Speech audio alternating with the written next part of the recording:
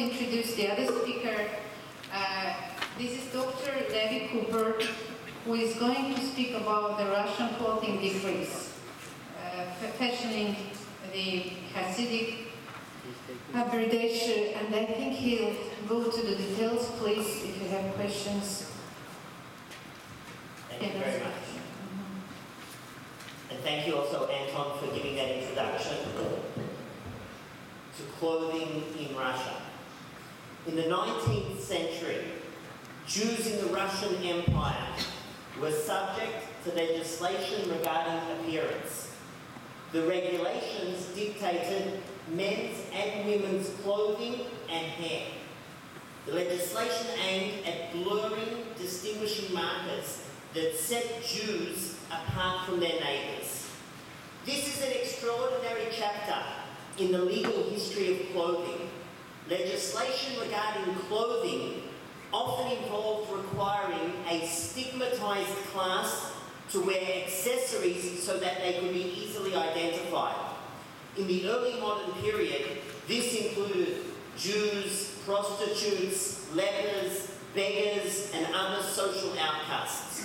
So just for example, two famous paintings by Peter Bruegel the Elder show tails pinned to the backs of characters as an indication of their pariah status.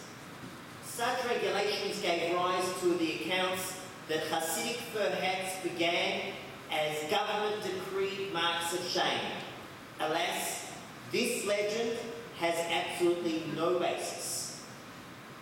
The 19th century Russian iteration of clothing laws had the opposite goal. Rather than using attire to create visual boundaries, the regulations aimed at erasing distinctions. The legislation's principal goal was to mainstream fringe populations.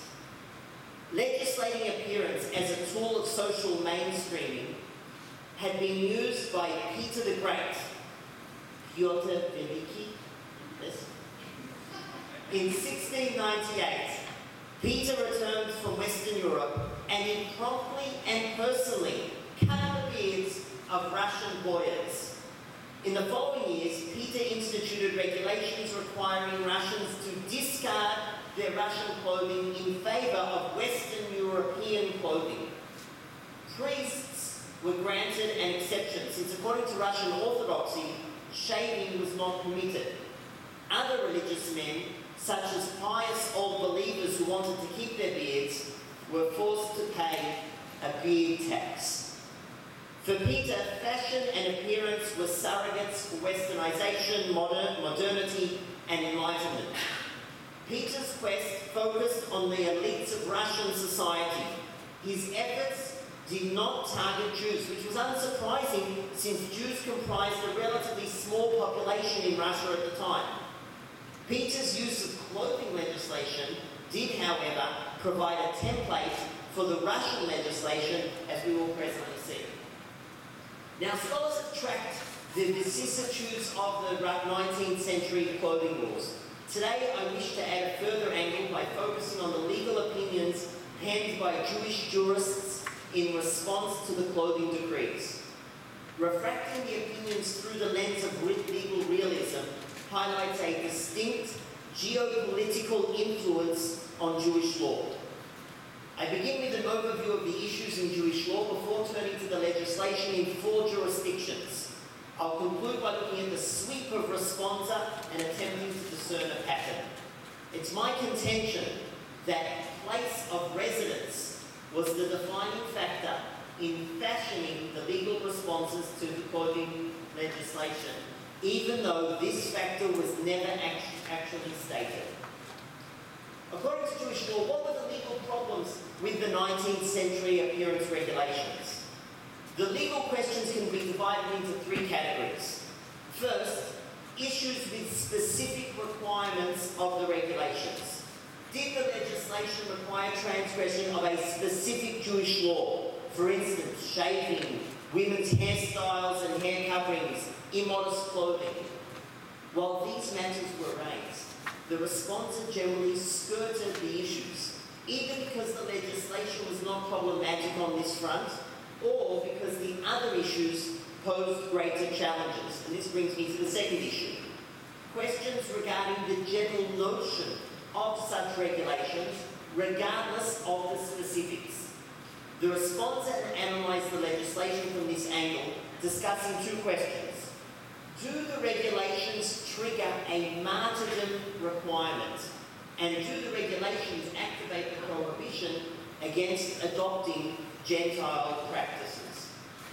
Jewish law delineated situations when a Jew is required to sanctify God's name by sacrificing his or her life rather than transgressing. Such a drastic move was called for in the most severe circumstances, or even if there was a demand to contravene a minor Jewish practice, and that demand was directed specifically, publicly, and malevolently against Jews. Thus, the legal question was, should the clothing decrees be considered a case where Jewish law demanded martyrdom? Even if sacrificing one's life was not required, a further legal issue needed to be navigated. According to the Bible, the Israelites were warned against following the ways of other nations, and rabbinic tradition interpreted this injunction as prohibiting imitation of non-Jewish clothing. Did Jewish law forbid Jews from adopting the government's clothing dictates because that would be tantamount to adopting Gentile practices? Jurists also discussed broad policy considerations that affected how they read the black letter law. And now to the four jurisdictions. At the beginning of the 19th century, Rabbi Abraham Danzig of Vilna penned legal compilations, and in his second volume appears the earliest printed legal reference to clothing regulations. Danzig rarely quoted the premier Lithuanian authority, Rabbi Eliyahu of Vilna, but in this case he wrote, and it is clear when they decreed here in the holy community of Vilna at the time of the war that Jews must wear Gentile clothing, and I heard from the mouth of the pious genius, Eliyahu of Vilna, that he should be killed and not transgress. Danzig did not specify which war was being referenced, but it's most likely that Eliyahu was referring to the battles between Poland and Russia in the last decade of the 18th century. It's also unclear which decree Eliyahu was reacting to. I'm yet to find evidence of a local clothing ordinance or a regulation that applied beyond Vilna during Eliyahu's lifetime. It's possible that Eliyahu was referring to the debates in the 4 years Sejm in Warsaw. Vilna was part of the Polish-Lithuanian Commonwealth until 1795, when the region came under Russian control. During the Great Sejm, the Polish Parliament debated the status of the Jews. Amongst other issues, the Sejm considered forcing Jews to change their clothing. Recommendations to that effect were submitted both by Christians and by Jews. One of the prominent members of the Sejm, Buchmann, a Christian from Pinsk, specified that he had no intention of meddling in Jewish religion. He was merely advocating a wardrobe change as a means to bridge the gap between Jews and the surrounding population. If Eliyahu of Vilna was referring to this debate rather than to an actual law, then his statement must be read as a theoretical position rather than a ruling in a specific case. This understanding fits Danzig's hesitant reaction to Eliyahu's clear position, where he says, and even though the matter needs great consideration, nevertheless, come and see how serious this prohibition is, and every person with a soul should take the matter to heart. The issue was of grave importance, yet ruling that one actually needed to opt for martyrdom, that required further deliberation. Following the Third Partition in 1795, independent Poland was erased from the map. Soon after, Catherine the Great died and her son Paul ascended the throne. At the time, there was a famine in Poland and the Russian government instigated an inquiry as to the state of agriculture in the newly acquired lands. Two reports, one from the governor of Vilna and the other from the poet and senator Derzhavin, both recommended recommended changing Jewish clothing as part of sweeping reforms. In 1801, Paul was assassinated and his son, Alexander, ascended the throne. In 1804, Alexander legislated the statute concerning the organization of the Jews. The aim of the law was to correct the situation of Jews in the Russian Empire through a program of socialization. Among other things, this meant a change in clothing.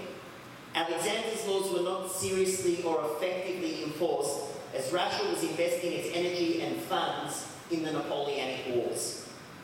Alexander died in 1825 and was succeeded by his brother Nikolai, who was more active and draconian in his attempt to reform the Jews of his realm. A number of responsa from Jewish jurists living in the western provinces of the empire have reached us. And all of these writers permitted clothing changes rather than demanding martyrdom.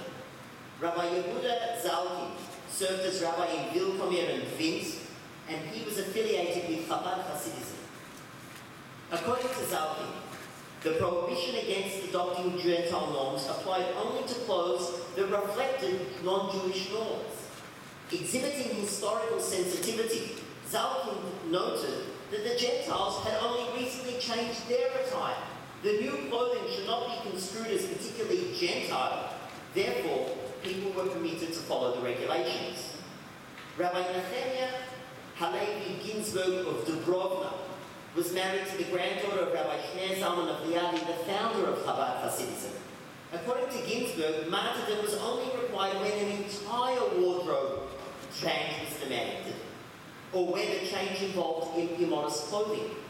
The Russian legislation dictated only certain clothing items, and the changes were not particularly immodest. Martyrdom, therefore, was not required. Rabbi Menachem Mendel Schneerson was the grandson of the aforementioned Shneur Zalman of Liadi. He inherited the mantle of Hasidic leadership in Lubavitch and was a prolific writer of responsa. According to Schneerson, the regulations were for the government's own economic or social benefit. Moreover, many people had already changed their clothing styles, meaning the new style was no longer a strictly Gentile wardrobe. Finally, Schneerson considered the alternative. Clothing dissenters might be forcibly conscripted to the Russian army, where they would most certainly transgress. Wearing Gentile clothing was therefore the lesser of the two evils. Nikolai died in 1855, and his son and successor focused his legislative efforts in different areas. Let us now move to a different jurisdiction. The Russian laws were instituted in its satellite state, Congress Poland. I'm yet to find responsa that specifically discuss the legislation in Congress Poland. Two jurists in Galicia, however, wrote opinions, and it's possible that they were considering the situation over the border. Rabbi Shlomo Kluger, rabbi of Brody in Galicia, took a clear stance. Jews must give their life rather than change their wardrobe. It was clear to Kluger that the government was trying to encourage assimilation. The second Galician to discuss the clothing decrees was Rabbi Shlomo Drimer, rabbi of Skawa in Galicia. Drimer took a permissive stance and included a critique of another rabbi, perhaps Kluger, who had demanded martyrdom. This brings us to the fourth jurisdiction. The Free City of Krakow was a republic created in 1815 by the Congress of Vienna. In 1844, the Free City passed clothing legislation directed against the Jews. The Krakow law focused on marriage. Marriage was conditional on education as well as on financial stability. Section 3 of the law provided for an exception. A Jew could marry even without proving education and financial stability, provided he had reached the age of 30 and cast away his long overcoat, kapota, that's the word in Polish, and cut his beard and pasi, peot, his sidearms. Regarding the Krakow legislation, 5 responsa have survived. Rabbi Avram Zev Wolf Frankel served in rabbinic positions in Przeworsk and Brody before leaving the official rabbinate and moving to Rzeszów, all in Galicia. Frankel was affiliated with Polish and Hasidic and Galician Hasidic masters of his day, and he wrote two responsa on the clothing issue. Frankel's first responsa was addressed to Rabbi Shaul Landau, and his second to Rabbi Avraham Yener. Both Landau and Yener were respected rabbinic figures in Krakow. Frankel ruled that since the government's intent was for Jews to forsake their identity, this was a case that called for martyrdom. Yener's letter to Frankel has not survived, though it's clear from Frankel's response that Yener was of the opinion that Krakow Jews were allowed to change their clothing. Yener also wrote to another rabbinic authority, Rabbi Meir Eisenstatter of Ungvar, with a detailed legal analysis, and in 1868 Yener published his permissive approach in a collection of his writings. Eisenstatter responded to Yener by saying that the government's motive was difficult to prove. Perhaps the decree was focused on clothing and therefore did require martyrdom. Either way, it was still forbidden to wear Gentile attire. One more letter regarding the Free Cities legislation has reached us. An undated responsum by Rabbi Meir Horovitz, Hasidic master and rabbi of Zhikov in Galicia. The addressee's name is missing, but Horovitz signed off as the brother-in-law of the questioner. Horovitz permitted wearing Gentile clothing in order to marry, though he added that where possible, people should flee the jurisdiction and avoid such difficult choices. Is there a pattern to the breakdown between the permissive positions and the prohibitive positions? Previous research has sketched the fault line on the basis of ideological conviction, offering two paradigms for understanding the differences in attitudes within the Jewish community. According to the first paradigm, the Maskilim fought against Jewish separation by encouraging secular education and social productivity. As part of their advocacy, the Maskilim supported changing clothing. In contrast, conservative elements in the Jewish community demanded resistance. To the extent that this division holds, and it's problematic in itself, it's not relevant to the response of literature. The learned discussions regarding dress code regulations according to Jewish law did not come from the ranks of the Maskilim, maybe yet as an exception, but by and large, all the writers were from the traditional conservative camp. As we've seen, the authorities were not united in determining the need for martyrdom.